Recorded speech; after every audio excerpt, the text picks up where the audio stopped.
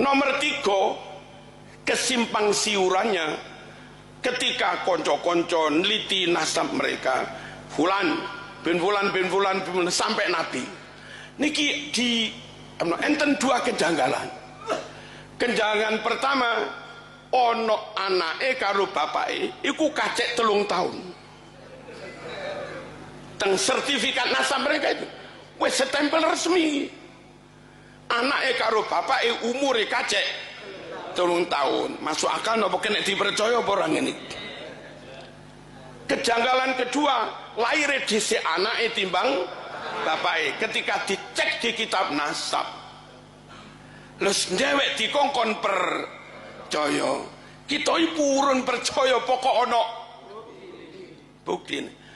Assalamualaikum warahmatullahi wabarakatuh. Al-Fakir Abdul Wafi akan menanggapi video dari Kiai Haji Marzuki barusan, teman-teman. Beliau membuat 2 kebohongan yang nyata. Yang pertama, beliau menyampaikan di depan masyarakat umum, dipublikasikan videonya, bahwa salah satu alasan beliau tidak percaya terhadap Sa'adah Ba'alawi sebagai keturunan Rasulullah SAW adalah karena beliau menemukan manuskrip yang sudah resmi, ya, yang sudah distempel atau catatan yang sudah distempel, ada jarak antara ayah dengan anak hanya selisih 3 tahun. Itu tolong disebutkan siapa nama ayahnya dan anaknya, Kiai. Jangan hanya ngomong saja tapi referensinya tidak disampaikan. Saya curiga beliau ini membuat-buat suatu perkataan yang sebenarnya nggak ada, begitu loh. Atau bahkan fitnah yang kedua yang lebih parah lagi, beliau mengatakan bahwa ada juga di dalam catatan yang resmi dari kalangan Sa'adah Ba'alawi, anak lebih tua daripada ayahnya. Itu bayangkan. Ini fitnahnya keji sekali. Coba tampilkan referensinya, Kiai. Saya tunggu. Tampilkan referensinya. Jangan hanya keren berbicara di depan masyarakat, tapi antum tidak menampilkan referensi dan catatan yang antum sampaikan. Sehingga kita yang benar-benar mengkaji tentang ittisolu nasabi Ba'alawi terhadap Rasulullah itu ambigu. Kelihatannya ungkapan jenengan itu ambigu, Kiai. Atau hanya ingin menebar fitnah karena ingin mengajak orang-orang tidak percaya kepada nasab Sa'adah Ba'alawi, atau bagaimana? Coba ditampilkan, kita tunggu, Kiai. Klarifikasi dari jenengan dan data yang valid dari jenengan bahwa ada anak yang lebih tua daripada ayahnya dan itu adalah Sa'adah Ba'alawi, sehingga membuat antum tidak percaya terhadap tersambungnya nasab beliau-beliau kepada Rasulullah. Yang pertama, alasan Anda adalah ada ayah dengan anak selisihnya 3 tahun. Itu juga yang menyebabkan Anda tidak percaya. Kita tunggu referensinya, Kiai. Assalamualaikum warahmatullahi wabarakatuh. Al-Fakir Abdul Wafi akan menanggapi sebuah video, ya, seseorang yang bernama Nur Ihya, Kanjeng Raden Nur Ihya, yang kepedeannya setinggi langit nomor 7, tetapi keilmuannya lebih dalam dari sumur yang paling dalam di bumi ini. Ya, kita tonton dulu video beliau. Saya Kanjeng Raden Tumenggung Nur Ihya Hadinegoro meminta maaf yang sebesar-besarnya kepada segenap keluarga besar Pondok Pesantren Lirboyo Kediri beserta dengan seluruh ikatan atau himpunan santri dan alumni Lirboyo atas kekhilafan apa yang saya sampaikan tentang masalah lamaran dan lain sebagainya. Saya mohon maaf dan akan men-take down video saya yang berhubungan dengan Lirboyo, dan kedepannya saya tidak akan menyinggung lagi keluarga besar Lirboyo. Demikian klarifikasi supaya tidak dipahami dengan pemahaman yang salah oleh semua pihak. Alhamdulillah, kita sudah menonton video Kanjeng Raden Nur Ihya yang mengatakan bahwa Nabi Adam memiliki seorang ibu, yang mengatakan bahwa nama ibu Adam, nama ibu Sayyidina Adam alaihi salam adalah Siti An-Nisa. Ada Sitinya, guys. Ada An-Nisanya. atau disebut dengan Ummu Adam. Nah, orang-orang semacam beliau ini sebenarnya banyak di zaman ini, dan kita tidak perlu kaget. Kenapa? Karena dulu sudah pernah disabdakan oleh Rasulullah Sallallahu Alaihi Wasallam tentang keberadaan orang-orang seperti Nur Ihya dan semacamnya. Rasulullah pernah menyampaikan begini, teman-teman. Ini tertulis di dalam kitab Jam'ul Jawami' Al-Ma'ruf bil Jami'il Kabir, yang terkenal dengan sebutan Al-Jami' Al-Kabir, yang ditulis oleh Al-Imam Jalaluddin As-Suyuti. Di dalam kitab itu disebutkan, min iqtirabis sa'ah an turfa'al ashrar wa tudha'al akhyar wa yuftahal qaul wa yuhbasal amal wa yuqra' fil qaum al-mathnat ila akhirih. Jadi termasuk tanda-tanda dekatnya hari kiamat adalah, satu, orang-orang jahat akan naik ke posisi tinggi. Orang-orang jahat, baik dia tidak punya ilmu lalu menyampaikan secara ngawur, baik orang itu tidak memiliki keahlian lalu tampil sebagai orang yang sok ahli, dan lain sebagainya. Orang-orang jahat akan tampil di posisi tinggi. Jadi orang-orang seperti Nur Ihya ini sebenarnya sudah jauh 1400 tahun yang lalu disampaikan oleh Rasulullah akan ada di posisi tinggi, akan memiliki pengikut yang sangat banyak. Sama seperti guru gembul, tidak pernah mondok di pesantren, ngeritik pesantren seolah-olah lebih tahu daripada santri. Ya, membahas sebuah ilmu tanpa guru, dikasih tahu, dinasehati, malah ngelonjak. Orang seperti itu sudah akan datang suatu saat, dan itu pernah disampaikan oleh Rasulullah. Yang kedua adalah orang-orang baik akan tersingkirkan, akan dihujat mati-matian, akan dihujat sana dan sini. Jadi kalau kita, teman-teman, selama kita tidak dihujat oleh orang-orang saleh, tidak dimusuhi atau tidak dihindari oleh orang saleh, orang alim, ulama yang amil, maka kita aman-aman saja. Tetapi ketika yang menghajar kalian, ketika yang menghantam kalian adalah orang-orang yang jauh dari agama, atau bahkan orang yang sering melanggar syariat Allah, maka saat itu berarti kalian adalah orang yang terpilih. Kira-kira seperti itu. Nah, yang nomor 3, banyak omongan tapi sedikit perbuatan.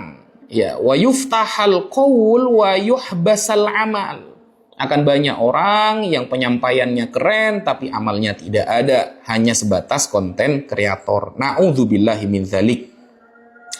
Kemudian dari hadis ini kita paham bahwa ternyata akan semakin banyak nanti bermunculan orang-orang semacam Nur Ihya, guru gembul dan lain sebagainya. Kita sabar saja. Yang penting kita selalu berkumpul dengan orang-orang soleh, para ulama yang amil.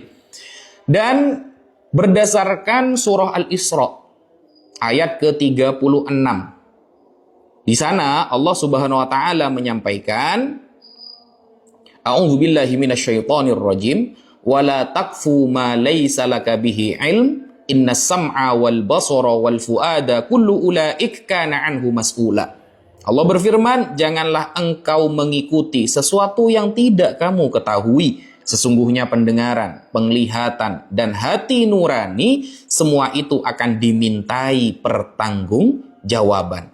Dari sini kita harus berhati-hati untuk memilih seseorang panutan. Harus selektif dalam memilih seorang panutan. Karena ketika kita tidak tahu latar belakang orang itu, namun omongannya seolah-olah melebihi para ulama salafus soleh, kita harus hati-hati dengannya. Nah, ternyata kalau kita cek di dalam kitab-kitab tafsir tentang keterangan wala taqfu ma laisa laka bihi ilm, kita buka di dalam tafsir At-Tahrir wa Tanwir yang ditulis oleh Al-Imam Ibnu Ashur rahimahullah ta'ala. Di dalam kitab itu Imam Ibnu Ashur secara tegas menulis begini, teman-teman. Wa yandariju tahta hadza anwa'un katsirah minha khallah min khilalil jahiliyah.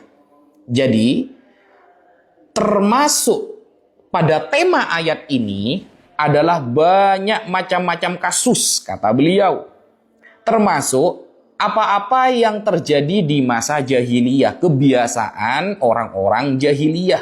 Wahia at-ta'nu fi ansabin nas fakanu yarmunan nisa birijalin laysu bi azwajihin wa yalituna ba'dul aulad bi ghairi abaihim buhtanan aw su'a dhannin idza ra'aw bu'dan fi syabah bainal ibni wa abih aw ra'aw syabahahu bi rajulin akhar minal hayy aw ra'aw launan mukhalifan li launil ab awil takharrusan wa jahlan bi asbabit tashakkul fa innan nasla yanzi'u fi syabah wa fil laun ila usulin min silsilatil aba awil ummahat al adnain awil abadin wa jahlan bisyabah an-nasyi' anir rahim. Artinya apa?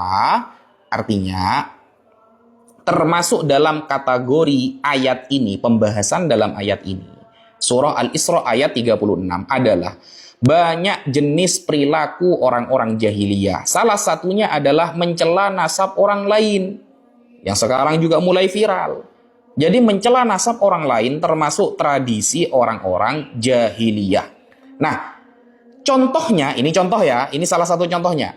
Mereka dahulu menuduh wanita dengan lelaki yang bukan suami mereka, dituduh berzina dan mengaitkan sebagian anak mereka dengan lelaki yang bukan ayah mereka dengan tuduhan tanpa dasar.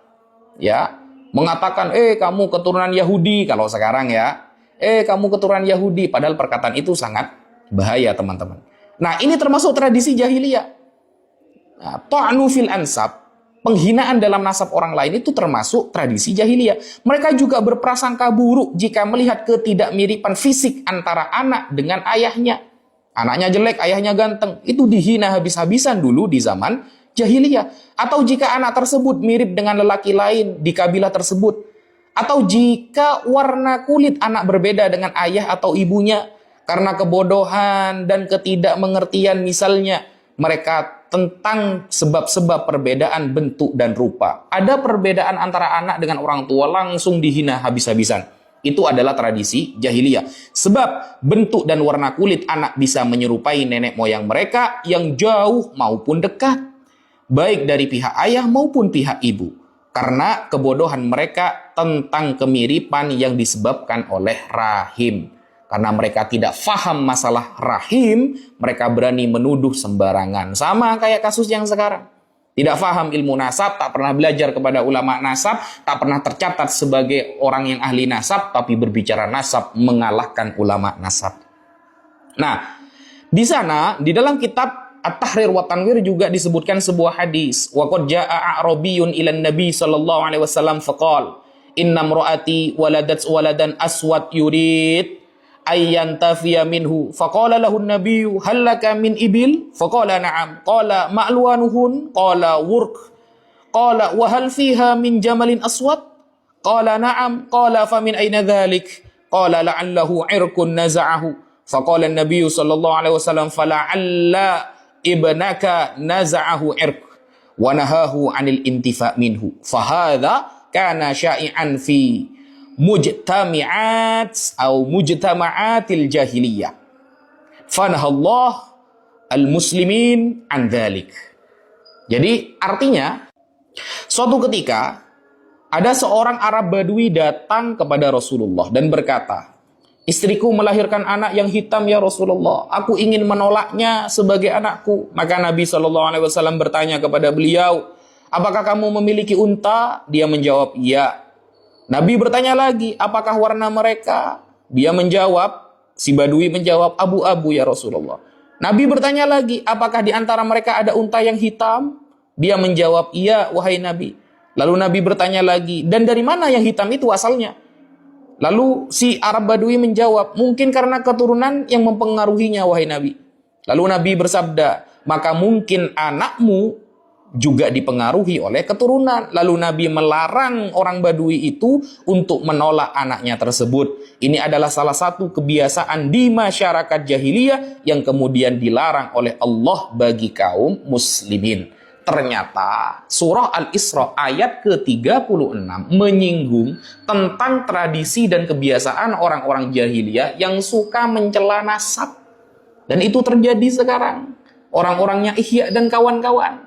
Maka dari itu, semoga kita dijaga oleh Allah dari seluruh keburukan tersebut. Mungkin itu yang bisa Al-Fakir sampaikan. Sekian, terima kasih.